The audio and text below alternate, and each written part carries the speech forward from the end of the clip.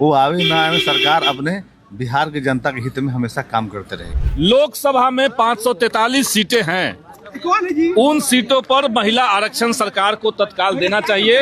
तो आने वाले दिनों में सरकार के खिलाफ में हम लोग आंदोलन करने का काम करेंगे। ये तो वही बात होगी, कोई डीएम है वो कह रहा कि हम डीएम रहे हैं, तमाम जिलों के हम डीएम थे, लेकिन हम कहीं के चपरासी नहीं बन पाए। देश के प्रधानमंत्री जनता के आंखों में धूल झोंक रहे हैं, बीजेपी जगह जगह तमाशा कर रही है। विपक्ष का सकारात्मक सहयोग कभी मिलता नहीं है, लोगों ने देखा है, सदन ने देखा है।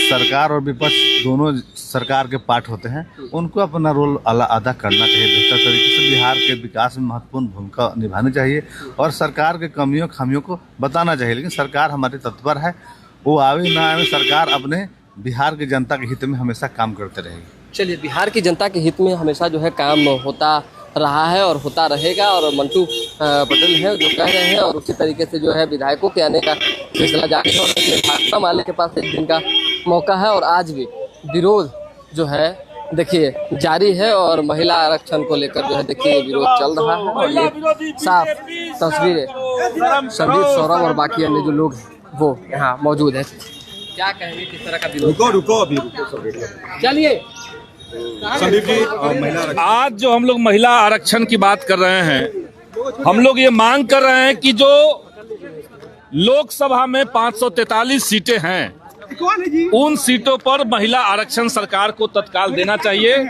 महिलाओं के लिए लोकसभा और विधानसभा में 33% आरक्षण देने का प्रस्ताव मंजूर हुआ। सारी पार्टियों ने एक साथ मतदान किया और वो सर्वसम्मति से जो पारित हुआ, आज हम देख रहे हैं कि उसको लागू न करके बीजेपी झूठ और फरेब जनता के बीच में ले जाने की कोशिश कर रही है।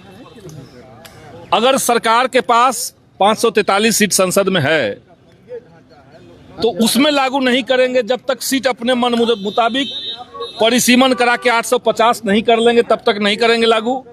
इसका कोई मतलब नहीं। अगर किसी के पास 543 आम है और महिलाओं को वो आम में से देना है हिस्सा, तो आप कहें कि नहीं 543 आम है तो नहीं देंगे, हमारे पास 850 आम हो जाएगा तब भले हम कुछ दे सकते हैं। ये वही बात हो गई। और ऊपर से देश के प्रधानमंत्री जनता के आंखों में धूल झोंक रहे हैं, बीजेपी जगह जगह तमाशा कर रही है। महिला आरक्षण विपक्ष ने पास नहीं होने दिया। वो असल में जो अभी सरकार का बिल गिरा संसद के अंदर, वो महिला आरक्षण नहीं था। महिला आरक्षण के नाम की आड़ में वो परिसीमन को भाजपा के मन मुताबिक देश के ऊपर थोपने की साजिश थी, उसको हराया गया। आज फ्लोर टेस्ट है और एनडीए के विधायक ये कह रहे हैं कि विपक्ष के विधायक उनके संपर्क में है। देखिए, उनको तो कुछ भी कह सकते हैं। वो आज वो विश्वास मत लेकर के आएंगे, विश्वास प्रस्ताव लेकर के आएंगे, लेकिन हकीकत ये है कि जनता का जो विश्वासघात हुआ है, जनता के जनमत के साथ जो विश्वासघात हुआ है, आप सब लोग चुनाव के समय कवर कर रहे थे। भाजपा और एनडीए के तमाम नेताओं ने जनता के सामने जाकर के कहा कि 25 से 30 फिर से नीतीश, तो आप 25 से 30 का वादा करके नीतीश को चेहरा बना करके लाए, क्योंकि आपको पता था कि भाजपा की सांप्रदायिक राजनीति, जातिवादी राजनीति के चक्कर में बिहार की जनता नहीं पड़ती, और इसलिए आपने नीतीश जी का नाम आगे किया। और 6 महीने के अंदर, 6 महीने भी नहीं हुए और आप नीतीश जी को हटा दिए। आप कह रहे हैं कि वो मुख्यमंत्री छोड़ करके राज्यसभा जाना चाहते थे। ये तो वही बात होगी, कोई डीएम है वो कह रहा कि हम डीएम रहे हैं, तमाम जिलों के हम डीएम थे, लेकिन हम कहीं के चपरासी नहीं बन पाए। अब हमको चपरासी बनने का मन कर रहा है जी। तो ये झूठ फरेब भाजपा जिसके साथ रही है उसके साथ गद्दारी की है, वही गद्दारी को आज अपना प्रदर्शित करेंगे सदन के अंदर। हम लोग अपनी बात को कहेंगे। 5 साल रहेगी ये सरकार। ये तो देखिए भाजपा का क्या चलेगा और जदयू अपने अस्तित्व को बचाने के लिए क्या करती है, क्योंकि भाजपा का ट्रैक रिकॉर्ड है, जिसके साथ रही उसको अजगर की तरह निगल गई है, उसको खा गई है। तो जदयू की बारी है। आजकल जदयू के ऊपर लगा हुआ है, कब खत्म होगी वो पार्टी। जनता के मुद्दों से तो जदयू को ऐसे भी मतलब नहीं रहा भाजपा के साथ जाने के बाद, तो कब तक सरकार चलेगी, सब आपके सामने हो आएगा। अच्छा, क्या लग रहा है, निशांत कुमार को आने की बात कही जा रही थी, एक समय था जब डिप्टी सीएम की उनकी बात कही जा रही थी, फिर अचानक से अब ये उनका अंदरूनी मामला है। जीवन भर नीतीश कुमार जो हैं वो परिवारवाद के खिलाफ बोलते रहे। अब निशांत कुमार जी के आने की बात हो रही है, तो परिवारवाद पर वो क्या कहेंगे, क्या कैसे कहेंगे, अब यही देखना है। चलिए हो गया। और फ्लोर टेस्ट होना है, क्या कहेंगे? फ्लोर टेस्ट में हम लोग जाएंगे। ये तो सच बात है भाई कि भाजपा भले विश्वास प्रस्ताव लेकर के आ रही है, लेकिन हकीकत तो है कि जनता का जो जनमत है उसके साथ विश्वासघात भाजपा ने किया है। अभी नहीं। जिस भाजपा ने कहा था कि 25 से 30 फिर से नीतीश, उसको नीतीश जी को तुरंत साइड कर दिया गया। हम लोग देखिए आज महिला आरक्षण को देश में लागू करने के मुद्दे को सदन के बाहर उठा रहे हैं। जो मौजूदा सीटें हैं 543 सीटें, उस पर जो 2023 में महिला आरक्षण बिल सर्वसम्मति से पारित हुआ उसको लागू किया जाए, और साथ ही साथ महिलाओं के आरक्षण में ओबीसी महिलाओं के लिए कोटा तय कर दीजिए।